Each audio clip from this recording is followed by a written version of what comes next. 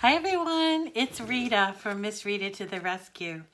So today I'm going to show you how to make this. It's called a box card, and the reason why it's called a box card is that it folds flat and then opens up into a box-like structure. And I'm going to show you how to put these together because when I was first learning how to do them, I remember working with my friend Katie over FaceTime to try to put these together, and they were really confusing. And the great thing is that these are a real wow factor card, but if you don't know how to put the basic kind together, you can't take advantage of all the wonderful different variations that are out there, and there are a lot of variations on a box card. And so stick with me because I am going to show you how to put this card together. It's really not that difficult. It only looks hard. Okay, today we're going to be talking about and assembling a box card. This is a box card. The great thing about a box card is that even though it's three-dimensional in the shape of a box, it folds flat and it easily can be mailed and for no additional postage. So this is one of those little party in an envelope kind of a project that only looks difficult and only is difficult probably the first time that you do it. So I want to show you how to assemble them. I want to note that this particular file is in Cricut Access, and I'm going to give you that file. However, it is not free. It's part of a box card cartridge that was launched in, I think, 2016, and it's designed by a woman named Lori Whitlock. You might remember her as the woman who did the three-dimensional alphabet that I did the words lucky in. She's a great designer. She's been doing it for a very long time, and I'm not sure, but I think she might have sort of invented the box card. She's definitely the queen of box cards, so I want to give her due. And the great thing about this file, though, is that it is in Cricut Design Space. It's not an SVG that you would download.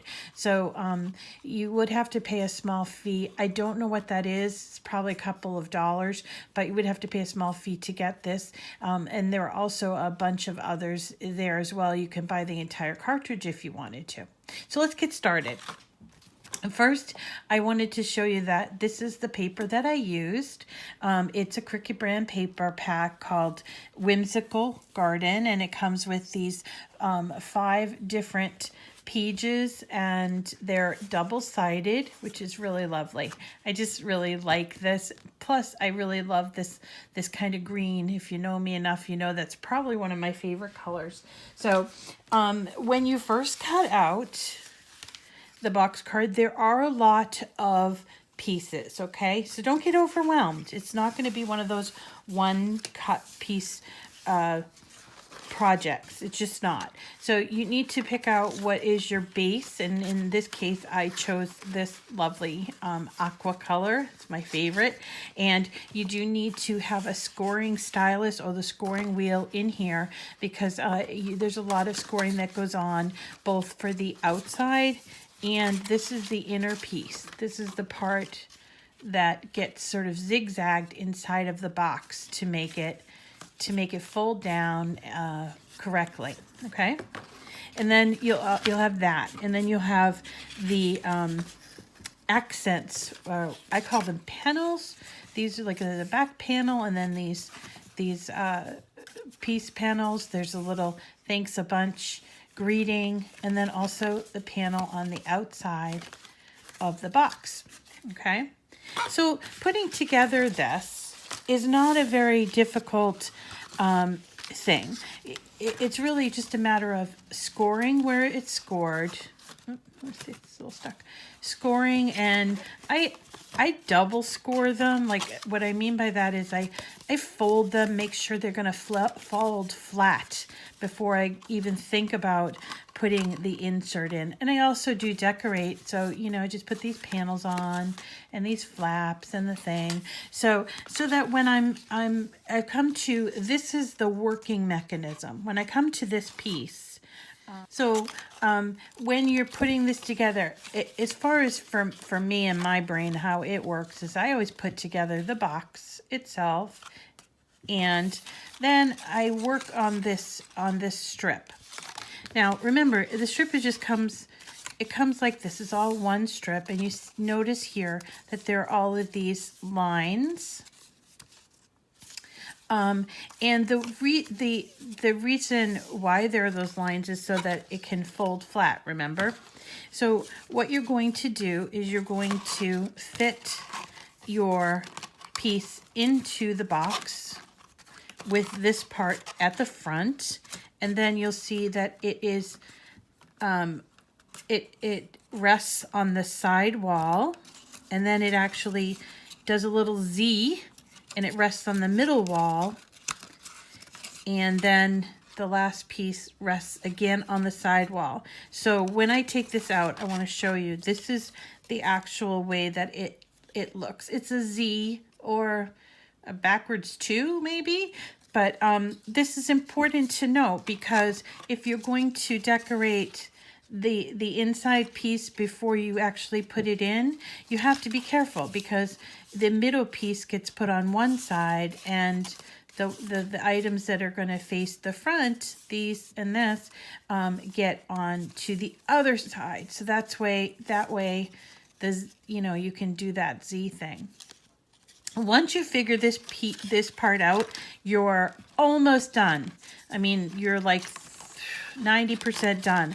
All you now have to do is put this in here and glue it in. Now I know that's a little bit, you know, it's a little scary to think, but I like to use the glue because it gives me at least like a minute or so before I have to commit.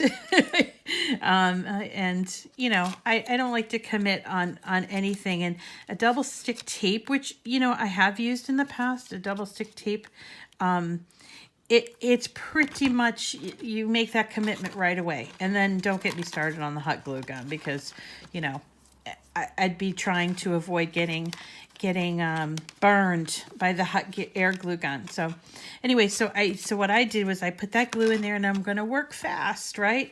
And make sure my zigzag is correct. And I do that by folding the card, and then I come around and I fold it the other way, okay?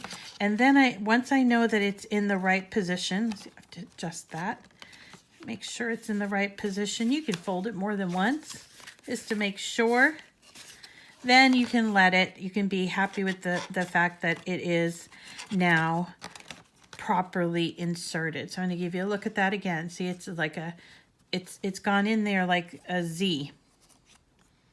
Oh, I'm looking at it as a Z. It's a zigzag, okay? So what you end up with is this wonderful card that can be folded and mailed. It fits in, I have resized all of these files, and it fits in a regular 5x7, I think that's a A2, maybe it's, maybe A5. I don't know the A's, but it fits into a regular envelope. You know, the file does come with envelopes, I think, but I never make my own envelopes. I always just buy them. They're cheaper to buy them at Michael's when they're on sale in a pack. So this is how it looks. You can mail it like this, or you can mail it all sort of folded up like that. Goes right in the envelope. And it's serious, unless you're adding a whole bunch more, seriously takes just one, you know, forever stamp, first class stamp to mail this. And I wouldn't you know, your aunt or your friend that lives miles away, wouldn't they like to receive this beautiful card? I know I would. I very rarely get my own cards, but I love to send them to people. This is just like having a bouquet in an envelope, or a present in an envelope. It's just such a fabulous little project. So I do hope that you look into trying these. They're not as scary as they might seem to you, and they go together very easily, and they just are so beautiful when they're done. So thanks for coming. Did you like this box card? Are you going to try to make one? Lori Whitlock is such a great designer, and I hope in the future to be able to show you some more of her wonderful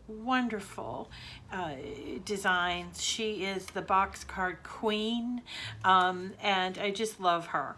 But the other designer that I would probably be remiss if I didn't mention is Mary over at SVG Cuts. Boy, she is so talented, so creative. If you have an opportunity to look at her stuff at SVG Cuts, do so, because it really is, it's delightful.